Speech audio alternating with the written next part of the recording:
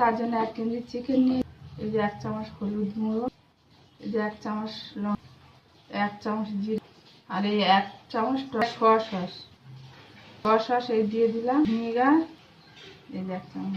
এই যে মাখানো হয়ে লবঙ্গ, এলাচ আর দারচিনি আমি দিয়ে দিলাম, একটা তেজপাতাও দিয়ে, একটা শুকনো লঙ্কা মধ্যে চিড়ে আমি দিয়ে দিলাম, আর এই পেঁয়াজ কুচি দিয়ে দিলাম।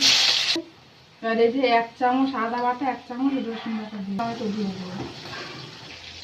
এবারে এই মাংসগুলো দিয়ে দিলাম।